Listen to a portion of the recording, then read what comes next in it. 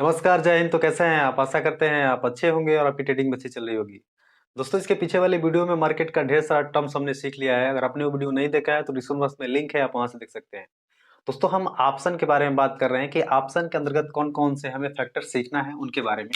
तो आइए हम देखते हैं कि आगे और हमें ऑप्शन के बारे में क्या क्या सीखना है।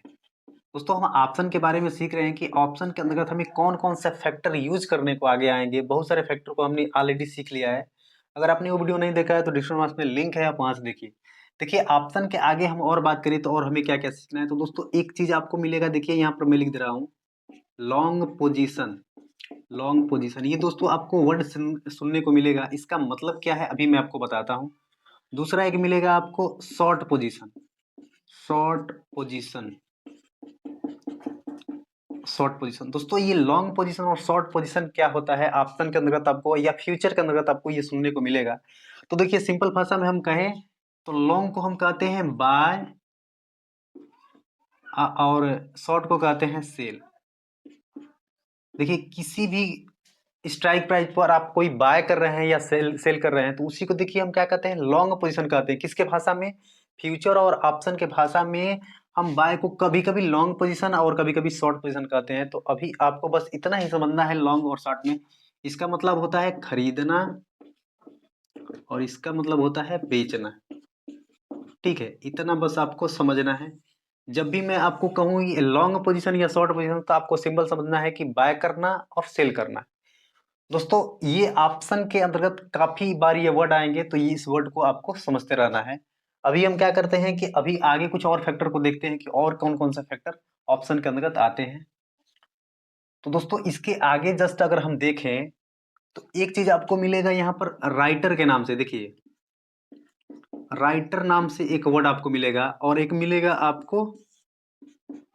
आपको मिलेगा हैज नाम से, या इसी को हम कहते हैं हैजिंग। ठीक है, इसी को हम हैजिंग कहते हैं। तो दोस्तों, ये अब आपको राइटर के बारे में जानना चाहिए कि ये कौन सा होता है, इसको किसको बोलते हैं। तो देखिए, जो राइटर वर्ड होता है ना, ये बेसिकली किसको यूज करते हैं, ये सेलर के लिए यूज होता है। जब भी आपको हम या किसी भी तरह से आपको राइटर का नाम आए तो आपको सेलर के बारे में सोचना है कि सेलर की बात हो रही है। ऐसा कहा जाता है कि मार्केट में सेलर की एंट्री हो रही है। नहीं, सेलर की नहीं, कभी कभी आपको राइटर ये बोले कि मार्केट में राइटिंग हो रही है, राइटर आ रहे हैं। तो उसका मतलब ये है कि सेलर उसमें इंटरेस्ट ले रहे हैं। उस मार्केट में क्या है ना, सेलर उस मार्केट को नीचे लेकर आ रहे हैं। यानी इसमें क्या है ना कि इसमें ये जो राइटिंग हो रही है, सेलर की राइटिंग हो रही है, तब ये मार्केट नीचे की तरफ आ रहा है। तो जब भी आपको मार्केट में राइटिंग नाम से कोई वर्ड आए ऑप्शन ट्रेडिंग के अंतर्गत या फ्यूचर के अंतर्गत, तो आपको ये समझना है कि ये सेलर के बारे में बात हो रही है। दोस्तों, अगर इसके आगे अगर हम बात करें हेजिंग के बारे में या हेज के बारे में, तो देखिए, ये रिस्क को मैनेज करने का एक इंस्ट्रूमेंट है या तरीका है, आप कह सकते हैं। हेज में क्या होता है कि हम अपने रिस्क को कम कर लेते हैं।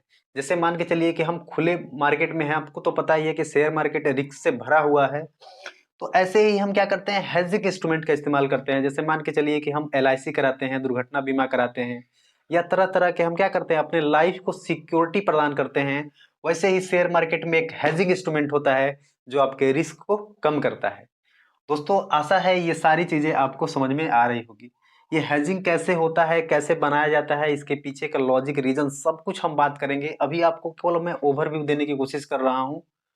अब थोड़ा आगे ये समझते हैं कि जो ऑप्शन और फ्यूचर सेगमेंट होता है, इसको बनाने की जरूरत क्या पड़ी, उसके बारे में बात करते हैं। तो अभी मैं यहाँ पर नोट कर दे रहा हूँ। देखिए, यहाँ मैं नोट कर रहा हूँ एड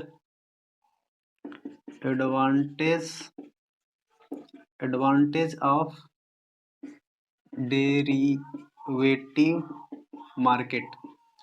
जब भी मैं ऐसा लिखूं आपको डेरिवेटिव मार्केट, तो आपको समझ जाना है कि मैं ऑप्शन और फ्यूचर की बात कर रहा हूँ। किसकी बात कर रहा हूँ? मैं ऑप्शन और किसकी बात कर रहा हूँ? फ्यूचर की बात कर रहा हूँ। ठीक है, क्योंकि ऑप्शन और फ्यूचर डेरिवेटिव मार्केट के अंतर्गत आता है।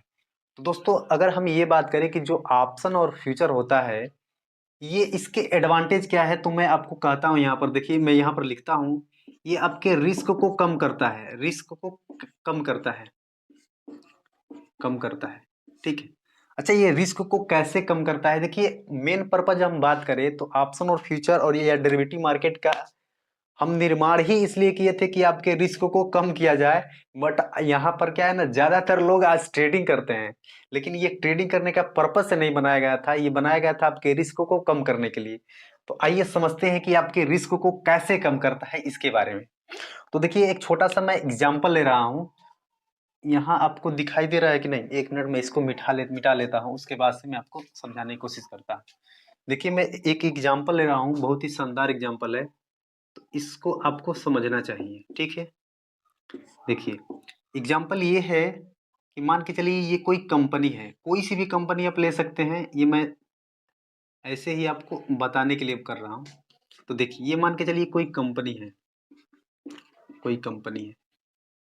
सपोज डेट हम ऐसा मान लेते हैं कि ये अडानी कंपनी है। कौन सी कंपनी है? ये अडानी कंपनी, यहाँ मैं लिख रहा हूँ, ये अडानी की कोई कंपनी है। अडानी पावर ही मान लेते हैं, अडानी पावर। देखिए, अडानी पावर ये कंपनी है, और इस कंपनी का शेयर आपके पास है। कितना शेयर है? ये आपके पास शेयर है, और शेयर की संख्या कितनी है? मान के चलिए आपने 400 शेयर इसका लिया है। आपके पास कितना शेयर है? 400 रुपये है, मतलब 400 शेयर है। अगर मैं ये कहूँ कि इस शेयर की प्राइस अभी जो चल रही है, इसकी जो प्राइस है वो प्राइस कितनी है, तो मान के चलिए इसकी प्राइस अभी 500 रुपये है। अगर दोस्तों मैं ये पूछूं कि इस शेयर में आपका टोटल पैसा कितना लगाया है, तो ये 500 के 20 और ये हो गया 40, यानी इतना पैसा आपका लगा है, 2 लाख के समथिंग आपका पैसा लगा है। तो दोस्तों, ये जब पैसा आपका लगा है तो इसमें आपको रिस्क को कैसे कम करना है? देखिए, ये मान के चलिए कि ये पैसा जो मेरा लगा है ये मार्केट में खुला लगा है, यानी ये घट भी सकता है, बढ़ भी सकता है। तो मैं ये चाहता हूं कि ये जो मेरा पैसा लगा है 2 लाख रुपया, इसको मैं कैसे रिस्क कर दूं, या कैसे इसको अपने प्रॉफिट जो हमारा लॉस है कैसे उसको मैनेज करूं। तो उसी के लिए आपको मिला कौन सा? डेरिवेटिव मार्केट मिला, जिसमें आपको ऑप्शन और फ्यूचर के बारे में मिला कि भाई आप इसको कैसे सेव कर सकते हैं। तो मैं आपको बताता हूं। जैसे मान के चलिए कि अगर मार्केट, देखिए अगर मार्केट का शेयर प्राइस कितना है अभी, इसका इसका कितना है, यहाँ पर मान के चलिए कि मैंने यहाँ पर कहीं बाय किया और इसकी प्राइस 500 रुपये है। अगर मार्केट इससे ऊपर जाता है तो मुझे ऑल गुड है, कोई दिक्कत नहीं है। बट ये बताइए कि अगर मार्केट 500 से ऊपर ना जाके मार्केट नीचे आने लगे, 400 पर आ जाए, 300 पर आए, तो इस कंडीशन में हम क्या कर सकते हैं? तो पहले आपके कंडीशन में ये था कि आप अपने क्या है ना, अपने प्राइस को आप या अपना पोजीशन को कट कर सकते हैं, यहाँ से आप निकल सकते हैं। यानी मैं 300 पर बेच के निकल जाऊंगा तो भाई मुझे एक बड़ा नुकसान होगा। जैसे मान के चलिए हमने 500 पे इस चीज को खरीदा है और 300 रुपये पे खरीद के निकलूंगा तो मुझे बड़ा नुकसान हो जाएगा। तो इसीलिए क्या है ना कि आपको एफएनओ बनाया गया था, डेरिवेटिव मार्केट बनाया गया था, जिसमें आप क्या कर सकते हैं कि आप देखिए ये प्राइस जो दिख रहा है आपका ना, ये प्राइस जो आपको दिख रहा है 500 रुपये का, इस 500 प्राइस का क्या करेंगे आप? एक शॉर्ट कर देंगे, इसको शॉर्ट कर देंगे या तो सेल कर देंगे। ये कैसे होता है मैं थोड़ा बहुत बताता हूँ आपको। देखिए, मैंने आपको दो पोजीशन बताया था, लॉन्ग पोजीशन, शॉर्ट पोजीशन। तो हम क्या करेंगे? शॉर्ट कर देंगे। देखिए, इसको हम क्या करेंगे? शॉर्ट कर देंगे। कितने को? ये 500 रुपये प्राइस को, यानी ये हमारी क्या है? स्ट्राइक प्राइस है, ये हमारी स्ट्राइक प्राइस है। ये 500 हमारी स्ट्राइक प्राइस को हम शॉर्ट कर देंगे। अच्छा, शॉर्ट करने से क्या फायदा होगा कि अगर मार्केट यहाँ से गिरेगा तो आपको लॉस होगा, लेकिन अगर यहाँ आपने इसको शॉर्ट कर दिया है, अगर मार्केट यहाँ से नीचे गिर रहा है तो यहाँ आपका क्या होगा? प्रॉफिट होगा। तो ये आपका प्रॉफिट होगा, तो ये आपके रिस्क को मैनेज कर देगा। यानी जितना लॉस आपको यहाँ होगा उतना ही प्रॉफिट आपको, उससे ज्यादा ही कहीं प्रॉफिट आपको यहाँ होगा। तो दोस्तों, ये क्या है ना कि आपको एक अपने रिस्क को मैनेज करने के लिए बनाया गया है, एक सिस्टम और सिस्टमेटिक तरीका बताया गया है। तो ये आपके रिस्क को कम करता है। अगर डिटेल बात करूं इसके बारे में, तो एक चीज और आपको जाननी चाहिए कि ये होता कैसे है। इसके बारे में बताते हैं कि ये हो कैसे रहा है, तो इसके बारे में हम बात करते हैं थोड़ी बहुत। दोस्तों, अगर कुछ भी आपको समझ में नहीं आता है तो आपको क्या है ना कि आपको बताना है कि हाँ हमें ये समझ में नहीं आता है, कमेंट बॉक्स में। जैसे मान के चलिए दो कंपनी, देखिए ये क्या है ना कि एक कोई पर्सन है, मान के चलिए एक कोई पर्सन यहाँ पर खड़ा है। ये मान के चलिए मैं हूँ। कौन है? ये मैं हूँ। और यहाँ कोई दूसरा व्यक्ति है।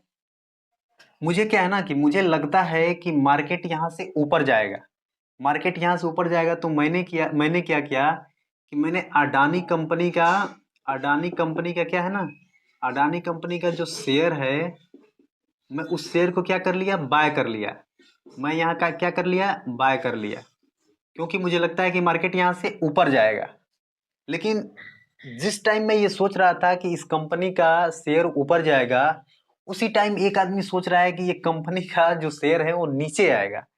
तो वो भी अडानी कंपनी, देखिए यहाँ पर मैं लिख दे रहा हूँ, ये अडानी कंपनी का शेयर, ये आदमी सोच रहा है, ये व्यक्ति जो दूसरा है ये सोच रहा है कि कंपनी, इसका मतलब शेयर है नीचे आएगा। तो इसने क्या किया, सेल कर दिया, सेल कर दिया। तो दोस्तों जैसे मान के चलिए कि इसमें इसका इन्वेस्ट है 10,000 रुपए, जैसे मान के चलिए सपोज दैट 10,000 है, और आप भी यहाँ कितना मान लिए, आपका भी इन्वेस्ट कितना है, 10,000 है, सपोज दैट ये सब मान लिए, ठीक ना। ये भी 10,000 रुपये लगाया और इस 10,000 रुपये लगाया। देखिए एक आदमी सेम टाइम पर, मानी मैं सोच रहा हूँ कि मार्केट ऊपर जा रहा है तो मैं सोचूंगा कि मार्केट ऊपर ही जाए, ये सोच रहा है कि मार्केट नीचे आएगा तो ये सोच रहा है कि मार्केट नीचे ही आए। तो देखिए जब हमें प्रॉफिट और लॉस होता है, इसका कैसे डिस्ट्रीब्यूट होता है, कौन इसमें भागीदारी लेता है, इसके बारे में मैं बात करता हूँ। तो देखिए क्या है ना कि आपको यहाँ से समझना चाहिए। देखिए मैं आपको बताया था कि इन दोनों के बीच में एक्सचेंज काम करता है। एक होता है अपना बीएससी और एक होता है अपना एनएससी, एनएससी। और ऊपर अपना कौन बैठा होता है, ये होता है एक्सचेंज, एक्सचेंज अपना होता है। दोस्तों देखिए जब अडानी का शेयर वाकई में ऊपर जाएगा, तो देखिए जब जब ऊपर जाएगा तो इससे क्या होगा ना, कुछ प्रॉफिट इस पैसे का यहाँ आएगा और यहाँ से यहाँ तक, मेरे यहाँ तक पहुंचेगा। अगर मार्केट ऊपर जाता है तो मेरे फेवर में। लेकिन सपोज डेट अगर मार्केट ऊपर ना जाके नीचे आने लगे, नीचे आने लगे, तो फिर मेरा पैसा कहाँ जाएगा, एक्सचेंज पे जाएगा और एक्सचेंज से इस आदमी के पास जाएगा। आप समझ रहे हैं। यानी हमने शर्त लगाया, एक कॉन्ट्रैक्ट किया कि मार्केट यहाँ से ऊपर जाएगा या नीचे जाएगा। तो इन कॉन्ट्रैक्ट के बीच में कौन आ जाता है, ये आ जाता है एक्सचेंज, एक्सचेंज आ जाता है, बीएससी एनएससी आ जाता है और हमारे पैसे को यहाँ डिस्ट्रीब्यूट करता है, इसको उठा के यहाँ डिस्ट्रीब्यूट करता है और ऐसे ही प्रक्रिया पूरी चलती रहती है। दोस्तों ये सब मैं आपको ये केवल बता रहा हूँ, मतलब एक नजरिए के पर्पज से कि आप इसको समझे देखें। बट क्या है ना कि हम इसको डिटेल जब करके आपको दिखाएंगे प्रैक्टिकली, तो वहाँ और चीजें आपको आसानी से समझ में आएंगी। तो दोस्तों ये वीडियो आपको कैसा लगा जरूर बताइएगा, और इस वीडियो में जो भी आपको मतलब कमी लगे तो आप मुझे सजेस्ट करिए कि ये चीज आपको सुधार करनी चाहिए। चलिए बहुत बहुत धन्यवाद।